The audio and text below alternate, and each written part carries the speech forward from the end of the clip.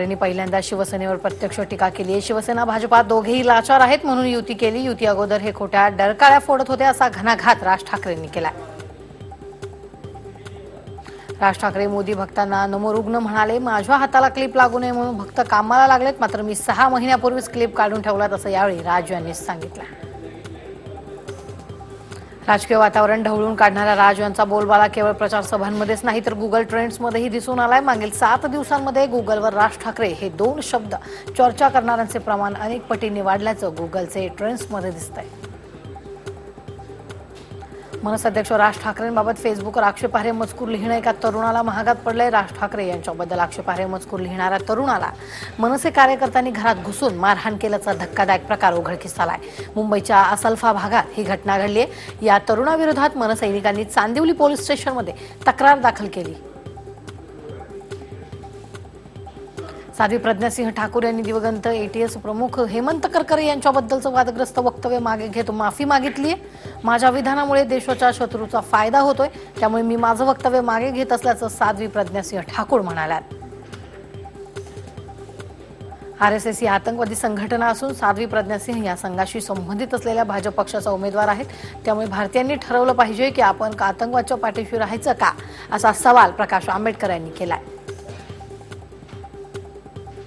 शहीद हेमंत करकरे यांचा अपमान करणाऱ्या प्रज्ञा ठाकूर यांना उमेदवारी देताना भाजपला लाज कशी वाटत नाही असा संतप्त सवाल काँग्रेस राष्ट्रवादीने केलाय।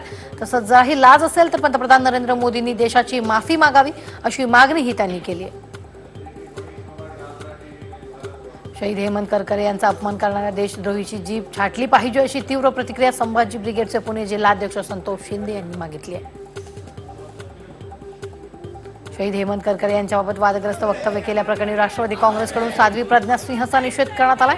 पुण्यातील बालगंधर्व चौकात राष्ट्रवादीच्या कार्यकर्त्यांनी साध्वी प्रज्ञासिंह यांच्या विरोधात निदर्शनं केली आहेत। भाजपनं महाराष्ट्रामध्ये काय काय विकास कामं केली आणि भविष्यात करण्याची योजना आहे त्याची माहिती दिली आहे, मात्र शरद पवारांनी महाराष्ट्रासाठी काय केलंय असा थेट सवाल भाजपचे राष्ट्रीय अध्यक्ष अमित शहा यांनी बारामती येथील जाहीर सभेमध्ये विचारला। शरद पवारांना थोडं डांबर आणून देतो, पण त्या डांबरालाही लाज वाटेल, कारण डांबरापेक्षा शरद पवारांचं मन काळे अशी जहरी टीका शिवसेना पक्षप्रमुख उद्धव ठाकरे यांनी पवारांवर केली आहे। 2014 लोकसभा निवडणुकीच्या प्रचारात मी आश्वासन दिलं होतं की मी सत्तेत आलो तर दररोज एक जाचक कायदा रद्द करीन, तुम्हाला ऐकून आनंद वाटेल। मागच्या 5 वर्षात 1,500 कायदे आमच्या सरकारनं रद्द केल्याचं मोदींनी दिल्लीतील सभेत स्पष्ट केलंय। देशातील व्यापारी हेच खऱ्या अर्थानं हवामान तज्ज्ञ आहेत, त्यांना सर्वात आधी हवेचा अंदाज येतो अशा शब्दात पंतप्रधान नरेंद्र मोदी यांनी व्यापाऱ्यांची स्तुती केली। स्वातंत्र्यानंतर चुकीची व्यावसायिक धोरणं राबवल्याचं खापर काँग्रेसवर फोडतानाच काँग्रेसनं व्यापाऱ्यांचा सतत अवमान केल्याचा आरोपही पंतप्रधान मोदींनी यावेळी केला। देशभरात लोकसभा निवडणूक गाजत असताना राष्ट्रीय स्वयंसेवक संघाचे सरसंघचालक डॉक्टर मोहन भागवत यांनी पुन्हा एकदा राम मंदिर निर्माणाचा मुद्दा प्रकाशात आणलाय। राम मंदिर निर्माण करणं हे राष्ट्रकार्य असल्याचं सांगत त्यासाठी सर्वांनी संकल्पबद्ध व्हावं असं आवाहन त्यांनी केलंय। काँग्रेसला सोड चिठ्ठी देत प्रियंका चतुर्वेदी यांनी शिवसेनेत प्रवेश केलाय। शिवसेना पक्षप्रमुख उद्धव ठाकरे यांच्या उपस्थितीत त्यांनी प्रवेश केला। 10 वर्ष स्वार्थविना काँग्रेसमध्ये काम केलं, पण सन्मानजनक वागणूक मिळत नसल्यानं काँग्रेस सोडल्याचं प्रियंका चतुर्वेदी यांनी सांगितलंय। काँग्रेसचे नेते नवज्योत सिंग सिद्धू यांनी पंतप्रधान नरेंद्र मोदी आणि राहुल गांधींची तुलना करणारे विधान केले। केरळ येथील कोझिकोडे येथे प्रचार सभेला संबोधित करताना सिद्धू यांनी पंतप्रधान मोदी हे पोकळ बांबूप्रमाणे तर राहुल गांधी हे उसासारखे गोड आहेत असं म्हटलंय। उत्तर प्रदेशमधील हाय प्रोफाईल वाराणसी लोकसभा मतदारसंघातून पंतप्रधान नरेंद्र मोदींच्या विरुद्ध काँग्रेस पक्ष प्रियंका गांधी यांना मैदानात उतरणार असल्याची चर्चा गेले अनेक दिवस सुरू होती। याबाबत आता उत्तर प्रदेशात अमेठीच्या विधान परिषदेचे आमदार दीपक सिंह यांनी प्रियंका बनारसहून लढणार असं म्हटलंय। दीपक सिंह हे गांधी परिवाराचे निकटवर्तीय समजले जातात, त्यामुळे प्रियंका गांधी विरोधात वाराणसीच्या मैदानात उतरणार या वृत्ताला आणखी आधार मिळालाय। काँग्रेसनं मागील 55 वर्षात देशात फक्त गरिबी हटावचा नारा दिला, मात्र गरिबी काही हटली नाही। आता राहुल गांधी गरिबांना 72,000 कुठून देणार असा सवाल करत मुख्यमंत्र्यांनी काँग्रेसवर टीका केली। आघाडीच्या काळात दहशतवादी हल्ले झाल्यावर काँग्रेस मौन बाळगायची, मात्र आता पाकिस्तानमध्ये घुसून दहशतवाद्यांना मारण्याची हिंमत पंतप्रधान मोदींनी दाखवली असं देखील मुख्यमंत्र्यांनी यावेळी म्हटलंय। जळगावमधील अमळनेरमध्ये मुख्यमंत्र्यांना काळे झेंडे दाखवून निषेध करण्यात आलाय। अमळनेर येथील पाडळसरे धरण जन आंदोलन संघर्ष समितीच्या कार्यकर्त्यांनी मुख्यमंत्र्यांना धरणाचे फलक आणि काळे झेंडे दाखवलेत। पाण्याचा प्रश्न सुटला नसल्यानं हा निषेध नोंदवण्यात आलाय।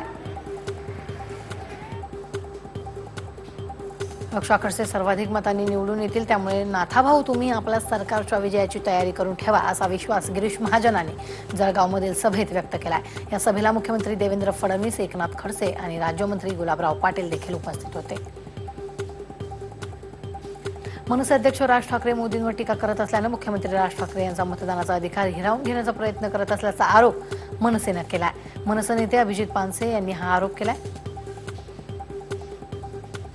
शिरूर लोकसभा मतदारसंघातील राष्ट्रवादी काँग्रेसचे उमेदवार अमोल कोल्हे यांचं मराठी टायगर्स या चित्रपटातील एक रोमॅन्टिक प्रेमगीत हे पन्हाळा गडावर चित्रित झालं होतं। या प्रेमगीतामुळे गडाचं पवित्र राखलं गेलं नाही, त्यामुळे अमोल कोल्हे यांनी जाहीर माफी मागावी अशी मागणी शिवसेनेच्या महिला आघाडीच्या कार्यकर्त्यांनी केली आहे। 5 फेब्रुवारी 2016 रोजी मराठी टायगर्स हा चित्रपट रिलीज झाला होता।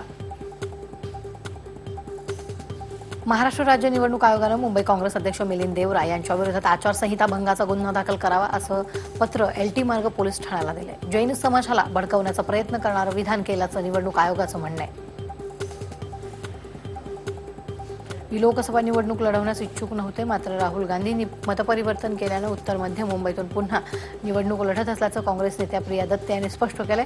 तसंच ही निवडणूक देशात परिवर्तन घडवण्यासाठी आहे, भावी पिढीला देशात सुरक्षित वातावरण हवं यासाठी हा परिवर्तनाचा लढा असल्याचं म्हणत प्रिया दत्त यांनी पंतप्रधान नरेंद्र मोदींवर टीका केली आहे।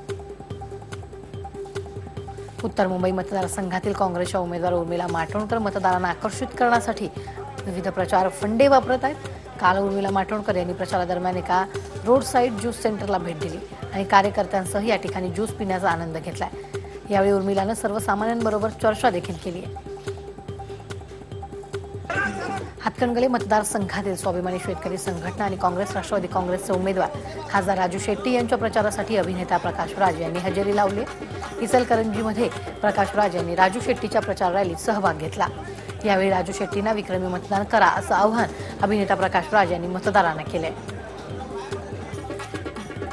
राष्ट्रवादी काँग्रेसचे नाराज आमदार जयदत्त क्षीरसागर काल औरंगाबादमध्ये युतीच्या व्यासपीठावर दिसले।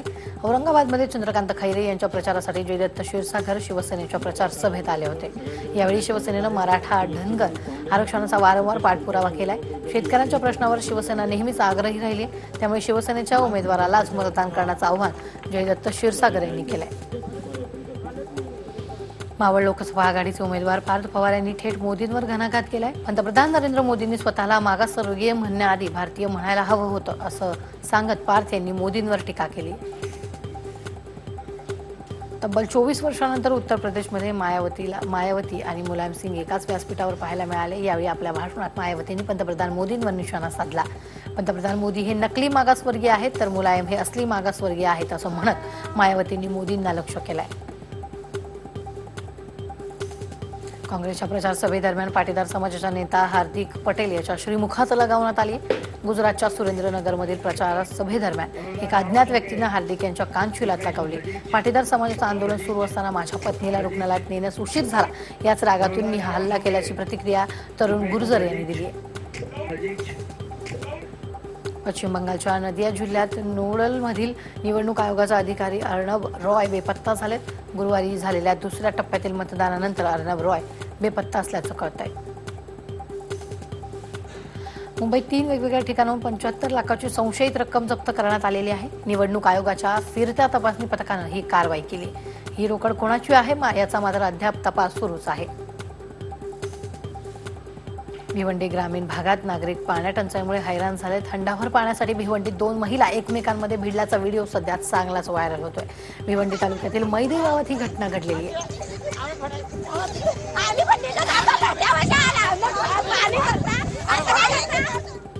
बदलापुरात 20 दिवसांपासून कमी दाबाने पाणी पुरवठा होत असल्यानं नागरिक हैराण झाले। यावेळी नगरसेवक हेमंत सतुरे यांनी पाणी प्रश्नासाठी थेट अधिकाऱ्यांच्याच टेबलावर झोपून आंदोलन केल्यानं गोंधळ उडाला। यवतमाळमध्ये क्षुल्लक कारणावरून एसटीच्या वाहक आणि चालकाने एका प्रवाशाला चौकशी कक्षात नेऊन मारहाण केल्याची घटना समोर आली।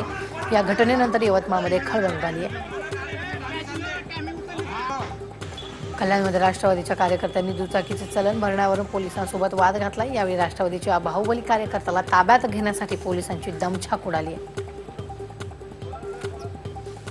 ट्रक पलटी झाल्यानं 4 जण ठार झाल्याची दुर्दैवी घटना मुंबईतल्या विक्रोळीत घडली। ट्रक जात असताना चालकाचं नियंत्रण सुटलं आणि ट्रक पलटी झाल्यानं अपघात झाला। दोषींवर कारवाई करण्याच्या मागणीसाठी मयतांच्या नातेवाईकांनी ठिय्या आंदोलन केलंय। मात्र यावेळी पोलिसांनी लाठीचार्ज केल्याचा आरोप नागरिकांनी केला। जेट एअरवेजच्या 500 कर्मचाऱ्यांना स्पाइस जेटमध्ये नोकरी देण्यात आली असून त्यात 100 वैमानिकांचा देखील समावेश आहे। कंपनीचे अध्यक्ष आणि व्यवस्थापकीय संचालक अजय सिंह यांनी या संदर्भात माहिती दिली। आर्थिक संकटात सापडलेल्या जेट एअरवेजची विमानसेवा बंद झाल्यानं बेरोजगार झालेल्या कर्मचाऱ्यांना हा मोठा दिलासा मानला जातोय। मध्यसम्राट विजय माल्यानं बँकांची बुडवलेली रक्कम परत करण्याची पुन्हा तयारी दाखवली। मी बुडवलेले बँकांचे पैसे परत घ्या, पण ब्रिटनच्या कोर्टात माझ्या विरोधात खटला चालवण्यासाठी भारतीय करदात्यांचा पैसा वाया घालवू नका, असं आवाहन माल्यानं ट्विटरद्वारे केलेलं आहे।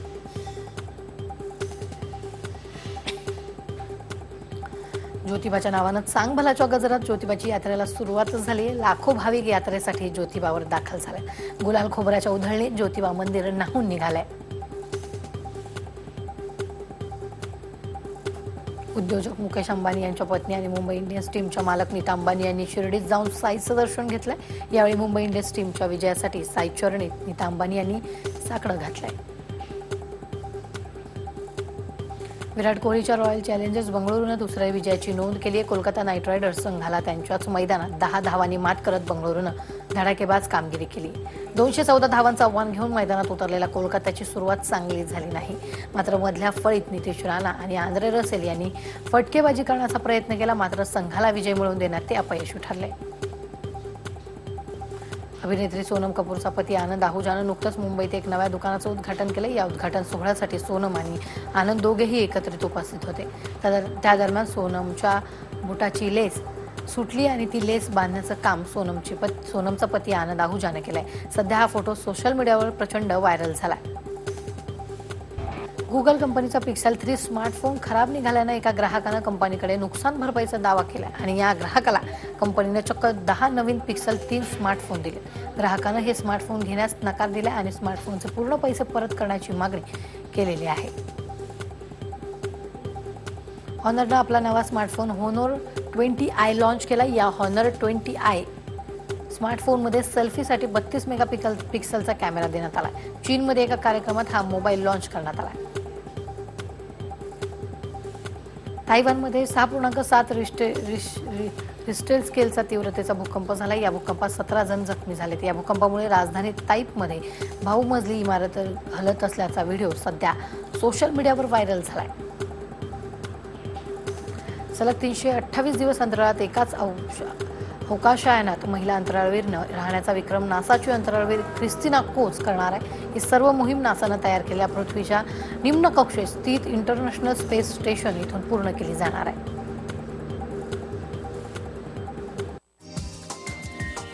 हा व्हिडिओ तुम्हाला आवडला असेल तर असे आणखी व्हिडिओ पाहण्यासाठी TV9चं YouTube चॅनल सबस्क्राइब करा, बेल बटन दाबा।